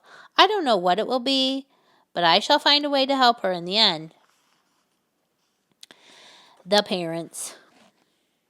When Miss Honey emerged from the headmistress's study, most of the children were outside in the playground. Her first move was to go round to the various teachers who taught the senior class and borrow from them a number of textbooks, books on algebra, geometry, French, English literature, and the like. Then she sought out Matilda and called her into the classroom. There's no point, she said, in you sitting in class doing nothing while I am teaching the rest of the form, the 2 times tables, and how to spell cat and rat and mouse. So during each lesson, I shall give you one of these textbooks to study. At the end of the lesson, you can come up to me with your questions if you have any, and I shall try to help you. How does that sound? Thank you, Miss Honey, Matilda said. That sounds fine. I'm sure, Miss Honey said, that we will be able to get you moved into a much higher form later on, but for the moment the headmistress wishes you to stay where you are. Very well, Miss Honey, Matilda said. Thank you so much for getting those books for me. What a nice child she is, Miss Honey thought. I don't care what her father said about her. She seems very quiet and gentle to me, and not a bit stuck up, in spite of her brilliance. In fact, she hardly seems aware of it. So when the class reassembled, Matilda went to her desk and began to study a textbook on geometry, which Miss Honey had given her. The teacher kept half an eye on her all the time and noticed that the child very soon became deeply absorbed in the book. She never glanced up once during the entire lesson. Miss Honey, meanwhile, was making another decision. She was deciding that she would go herself and have a secret talk with Matilda's mother and father as soon as possible. She simply refused to let the matter rest where it was. The whole thing was ridiculous. She couldn't believe that the parents were totally unaware of their daughter's remarkable talents. After all, Mr. Wormwood was a successful motor car dealer, so so she presumed that he was a fairly intelligent man himself. In any event, parents never underestimated the abilities of their own children. Quite the reverse. Sometimes it was well nigh impossible for a teacher to convince the proud father or mother that their beloved offspring was a complete nitwit. Miss Honey felt confident that she would have no difficulty in convincing Mr. and Mrs. Wormwood that Matilda was something very special indeed. The trouble was going to be to stop them from getting over-enthusiastic. And now Miss Honey's hopes began to expand even further. She started wondering whether permission might not be sought from the parents for her to give private tuition to Matilda after school. The prospect of coaching a child as bright as this appealed enormously to her professional instinct as a teacher, and suddenly she decided that she would go and call on Mr. and Mrs. Wormwood that very evening. She would go fairly late, between 9 and 10 o'clock, when Matilda was sure to be in bed, and that is precisely what she did. Having got the address from the school records, Miss Honey set out to walk from her own home to the Wormwoods' house shortly after 9. She found the house in a pleasant street where each smallish building was separated from its neighbors by a bit of a garden. It was a modern brick house that could not have been cheap to buy, and the name on the gate said Cozy Nook. Nosy Cook might have been better, Miss Honey thought. She was given to playing with words in that way. She walked up the path and rang the bell, and while she stood waiting, she could hear the television blaring inside. The door was opened by a small, ratty-looking man with a thin, ratty mustache who was wearing a sports coat that had an orange and red stripe in the material. "Yes," he said, peering out at Miss Honey. "If you're selling raffle tickets, I don't want any." "I'm not," Miss Honey said, "and please forgive me for butting in on you like this. I am Matilda's teacher at school, and it is important I have a word with you and your wife." "Got into trouble already, has she?" Mr. Wormwood said, blocking the doorway. "Well, she's your responsibility from now on. You'll have to deal with her." "She's in no trouble at all," Miss Honey said. "I have come with good news about her." "Quite startling news, Mr. Wormwood. Do you think I might come in for a few minutes and talk to you about Matilda?" "We're right in the middle of watching one of our favorite programs," Mr. Wormwood said. "This is most inconvenient. Why don't you come back some other time?" Miss Honey began to lose patience. "Mr. Wormwood," she said, "if you think some rotten TV program is more important than your daughter's future, then you ought to not be a parent. Why don't you switch the darn thing off and listen to me?"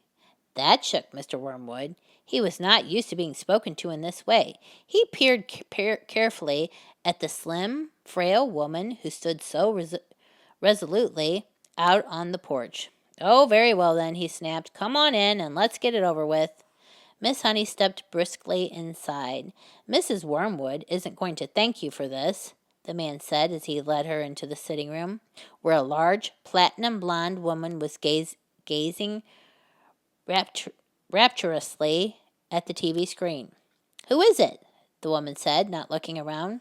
"Some school teacher," Mr. Wormwood said. "She says she's got to talk to us about Matilda." He crossed to the TV set and turned down the sound, but left the picture on the screen. "Don't do that, Harry," Mrs. Wormwood cried out. "Willard is just about to propose to Angelica." "You can still watch it while we're talking," Mr. Wormwood said. "This is Matilda's teacher. She says she's got some sort of news to give us." "My name is Jennifer Honey," Miss Honey said. "How do you do, Mrs. Wormwood?"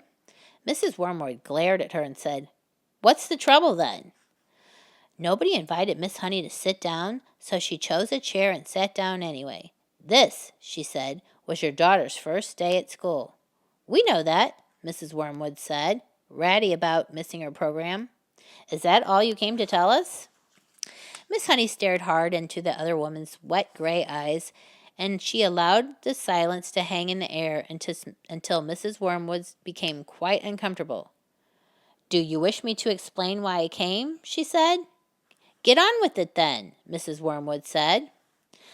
"I'm sure you know," Miss Honey said, that children in the bottom class at school are not expected to be able to read or spell or juggle with numbers when they first arrive.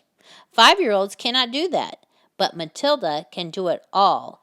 And if I'm to believe her, I wouldn't, Mrs. Wormwood said.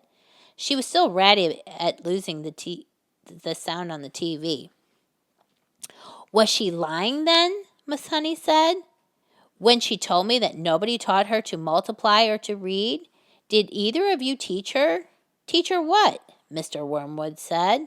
To read books, Miss Honey said. Perhaps you did teach her. Perhaps she was lying. Perhaps you have shelves full of books all over the house. I wouldn't know. Perhaps you are both great readers. Of course we read, Mr. Wormwood said. Don't be so daft.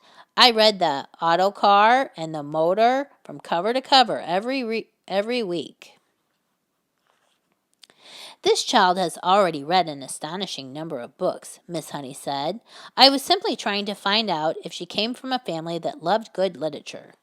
We don't hold with book reading, Mr. Wormwood said. You can't make a living from sitting on your fanny and reading storybooks. We don't keep them in the house.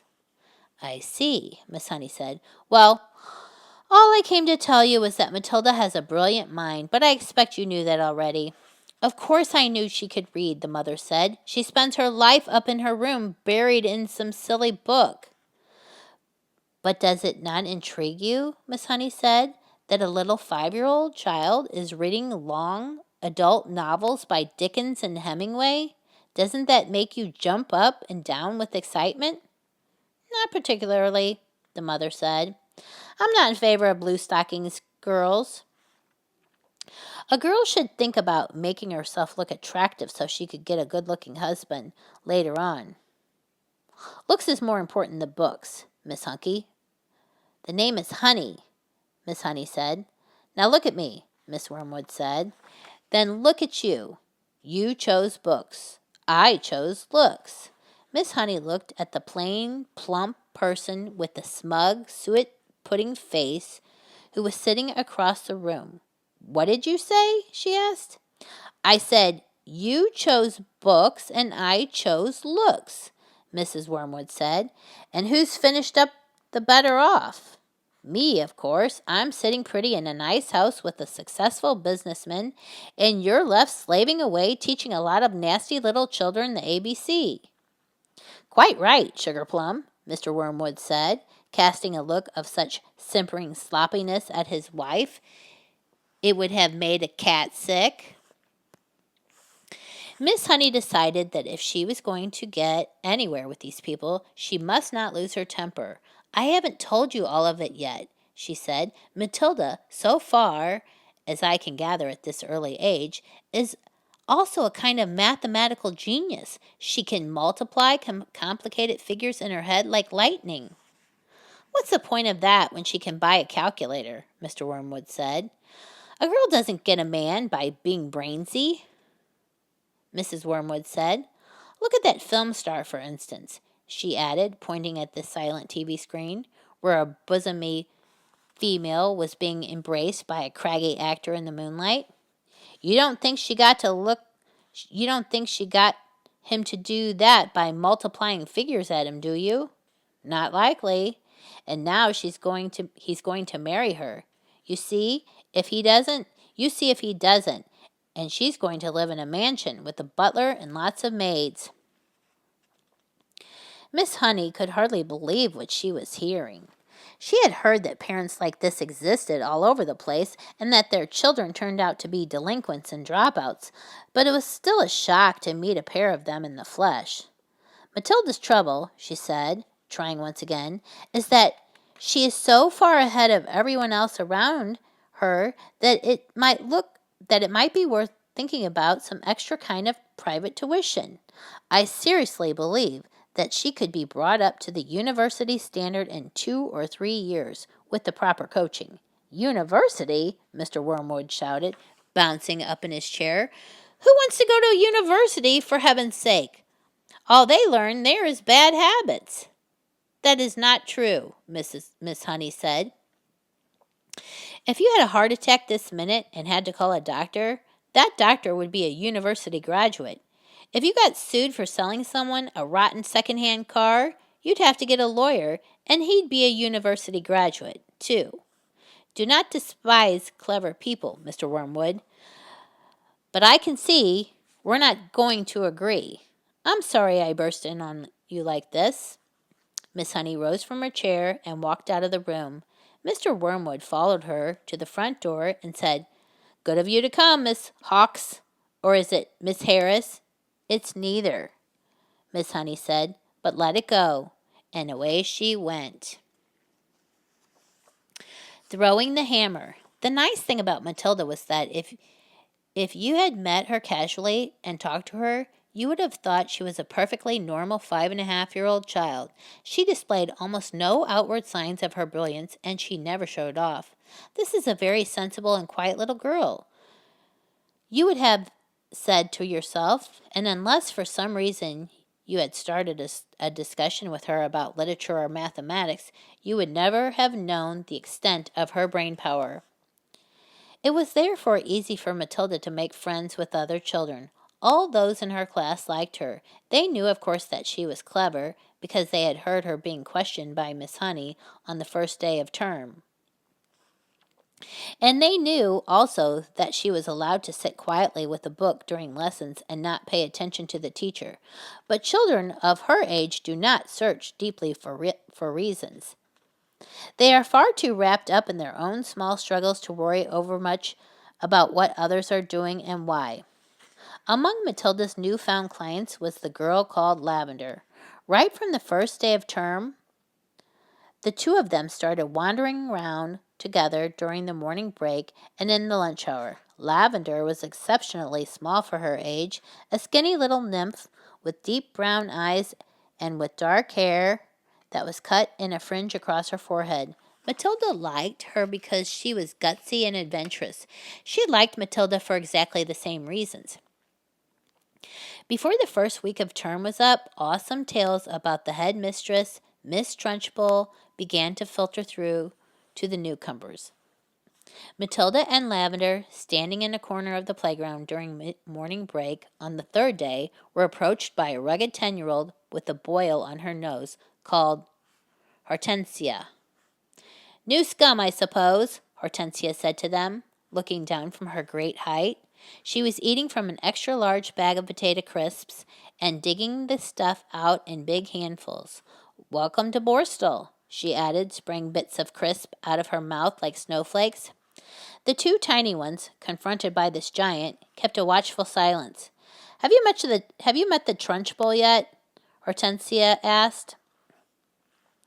"We've seen her at prayers," Lavender said, "but we haven't met her." "You've got a treat coming to you," Hortensia said. "She hates very small children. She therefore loathes the bottom class and everyone in it. She thinks 5-year-olds are grubs that haven't yet hatched out."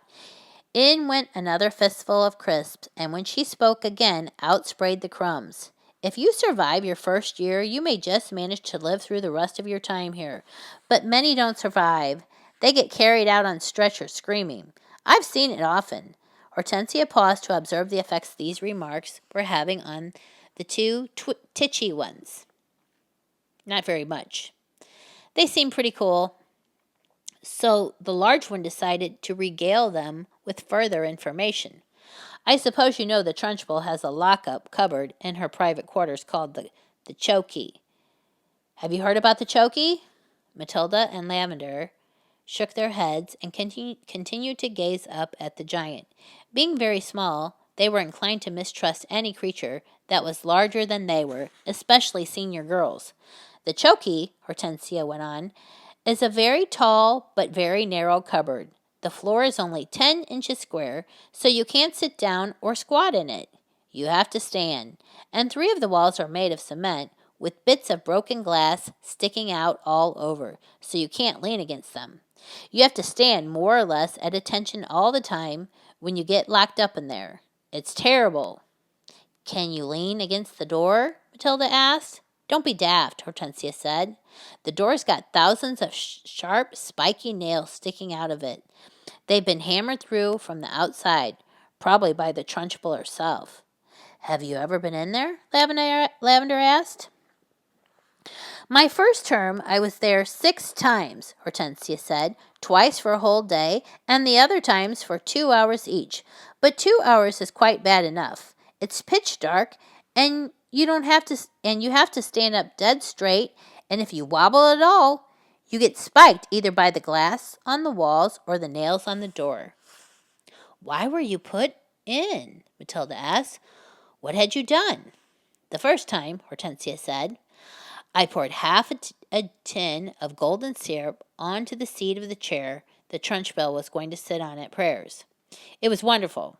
When she lowered herself into the chair, there was a loud squelching noise similar to that made by a hippopotamus when lowering its foot into the mud on the banks of the Limpopo River. But you're too small and stupid to have read the Just So stories, aren't you? I've read them, Matilda said. You're a liar, Hortensia said, amiably. You can't even read yet, but no matter. So when the Trenchbull sat down on the golden syrup, the squelch was beautiful, and when she jumped up again, the chair sort of stuck to the seat of those awful green breeches she wears and came up with her for a few seconds until the thick syrup slowly came unstuck. Then she clasped her hands to the seat of her breeches, and both hands got covered in the muck. You should have heard her bellow. But how did she know it was you? Lavender asked. A little squirt called Ollie Bogwhistle sneaked on me, Hortensia said. I knocked his front teeth out. And the Trunchbull put you in the chokey for a whole day? Matilda asked, gulping. All day long, Hortensia said. I was off my rocker when she let me out. I was babbling like an idiot. What were the other things you did to get put in the chokey? Lavender asked. Oh, I can't remember them all now, Hortensia said. She spoke with an air of an old warrior who has been in so many battles that bravery has become commonplace. It's all so long ago, she added, stuffing more crisps in her mouth. Ah, yes, I can remember one. Here's what happened. I chose a time when I knew the Trunchbull was out of the way teaching the sixth formers, and I put up my hand and asked to go to the bogs. But instead of going there, I sneaked into the Trunchbull's room, and after a speedy search, I found the drawer where she kept all her gym knickers. Go on, Matilda said, spellbound. What happened next? I had sent away by post, you see, for this very powerful itching powder, Hortensia said. It cost 50 pence a packet and was called the Skin Scorcher. The label said it was made from the powdered teeth of deadly snakes, and it was guaranteed to raise welts the size of walnuts on your skin. So I sprinkled this stuff inside every pair of knickers in the drawer, and then folded them all up again carefully. Hortensia paused to cram more crisps into her mouth. Did it work? Lavender asked. Well, Hortensia said, a few days later, during prayers, the Trunchbull suddenly started scratching herself like mad down below. Aha! I said to myself, here we go. She's changed for Jim already. It was pretty wonderful to be sitting there watching it all and knowing that I was the first person in the whole world who realized exactly what was going on inside the Trunchbull's pants. And I felt safe, too. I knew I couldn't be caught. Then the scratching got worse. She couldn't stop. She must have thought she had a wasp nest down there. And then, right in the middle of the Lord's Prayer, she leapt up and grabbed her bottom and rushed out of the room. Both Matilda and Lavender were enthralled. It was quite clear to them that they were at this moment standing in the presence of a master. Here was somebody who had brought the art of skullduggery to the highest point of perfection. Somebody, moreover, who was willing to risk life and limb in pursuit of her calling. They gazed in wonder at this goodness, and suddenly even the boil on her nose was no longer a blemish, but a badge of courage. But how did she scratch you that time? How did she catch you that time? Lavender asked, breathless with wonder. She didn't, Hortensia said, but I got a day in the chokey just the same. Why? They both asked. The Trunchbull, Hortensia said, has a nasty habit of guessing. When she doesn't know who the culprit is, she makes a guess at it, and the trouble is, she's often right. I was the prime suspect this time because of the golden syrup job, and although I knew she didn't have any proof, nothing I said made any difference. I kept shouting, How could I have done it, Miss Trunchbull? I didn't even know you kept any spare knickers at school. I don't even know what itching powder is. I've never heard of it. But the lying didn't help me in spite of the great performance I put on. The Trunchbull simply grabbed me by one ear and rushed me to the chokey at the double and threw me inside and locked the door. That was my second all-day stretch. It was absolute torture. I was spiked and cut all over when I came out. It's like a war, Matilda said, overawed. You're darn right it's like a war, Hortensia cried, and the casualties are terrific. We are the Crusaders, the gallant army fighting for our lives with hardly any weapons at all, and the Trunchbull is the Prince of Darkness, the foul serpent, the fiery dragon, with all the weapons at our command. It's a tough life. We all try to support each other. You can rely on us, Lavender said, making her height of 3 feet 2 inches stretch as tall as possible. No, I can't, Hortensia said. You're only shrimps. But you never know. We may find a use for you one day in some undercover job.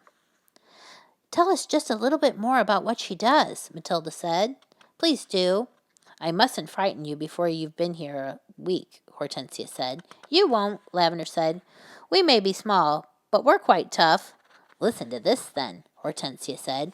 Only yesterday the Trunchbull caught a boy called Julius Rotwinkle eating licorice all sorts during the scripture lesson, and she simply picked him up by one arm and flung him clear out of the open classroom window.